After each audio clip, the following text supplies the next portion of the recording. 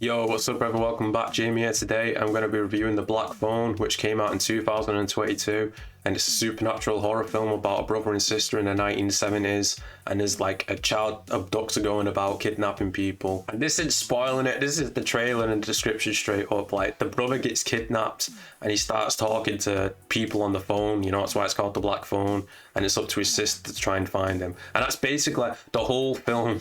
Pretty much. Like, the story is very basic. There's some stuff I do like, there's some stuff I won't, but we won't get into spoilers straight away. We'll just get into like my quick thoughts about it.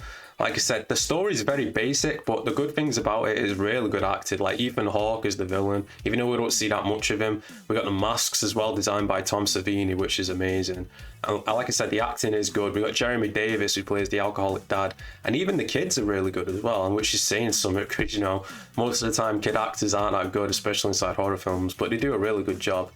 I think the strongest points of this film for me is the acting and like the masks, and also the set design, like, because it's based in the 70s. Obviously I didn't grow up beside the 70s, but the whole atmosphere, it does feel like the 70s to me. I think they did a good job, and the way, you know, it looks and everything, it's grainy and stuff, it doesn't look too polished. The film, it's just the main problem was the story. Like, I feel like they didn't go the extra step, they played it too safe, you know what I mean? Like, I'm not asking to, like, you know, see brutal killings of kids or anything, but how many kills was there? Like, it was all off screen, really.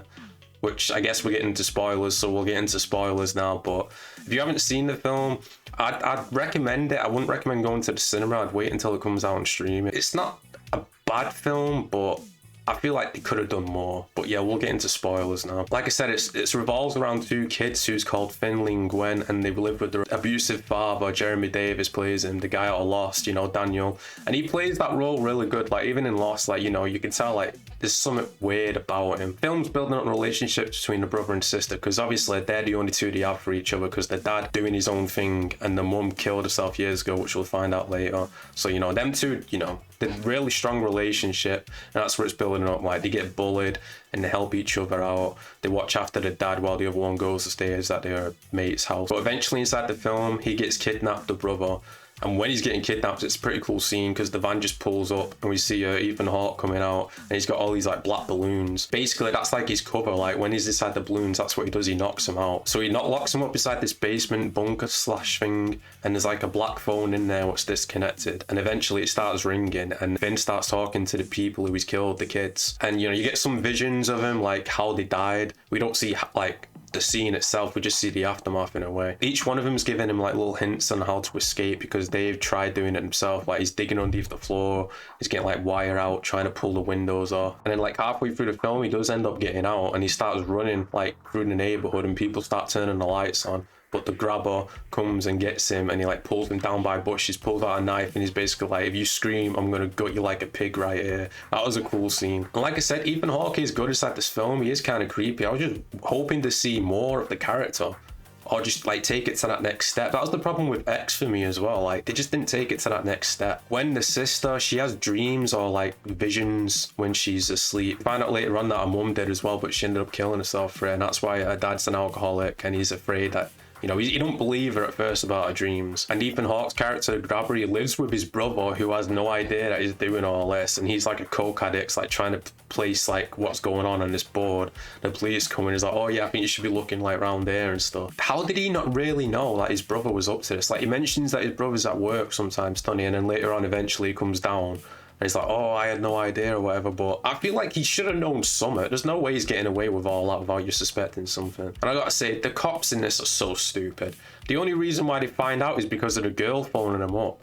Because she starts having visions, doesn't she, when she's dreaming. She goes out on a bike at night, and she ends up seeing all the dead kids just standing inside the middle of the road where the house is, and that's how she finds out. So she phones the police, and they all come. It's like, what did she phone them up? They're like, yeah, I had a dream, you gotta come check out this house. So like I said, he's got him inside the basement, and the grabber's brother comes down, investigating. He's like, oh shit, I didn't have any idea he was doing this. And as he's saying it, the grabber slowly comes down and puts an axe right through his own brother's head.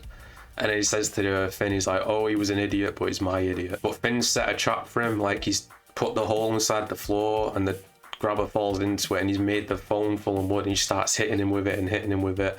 And then he strangles him with the phone and apparently breaks his neck as well. He walks out the house as his sister comes running to him as the police go in. I don't remember if they Well, they sort of confirm it because then after that he's walking through the school the day or two later, and you hear people whispering like, "Oh, there's the guy who killed the grabber." So they've said that they wanted to do a sequel, but I don't know how you do a sequel if you killed him. But then again, you know, it was off screen in a way. We see his neck break, but I guess he could have survived it maybe. I don't know. I mean, it is supernatural after all. We're speaking to dead kids, so that's what I mean. They should have took it to the next level. I'm not asking you to explain everything about the killer, but I feel like we needed something more. We really did. The dad arrives at the end and he's asking for forgiveness from his kids, and he's like, he sees the error of his ways, you know, because his son's gone missing and now he's got him back, and, you know, maybe he turns over a new leaf and becomes a better dad.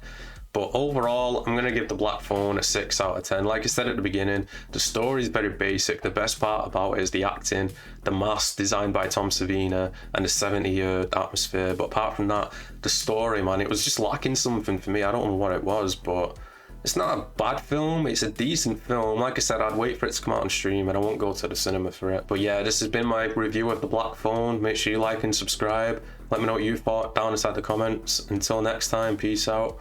And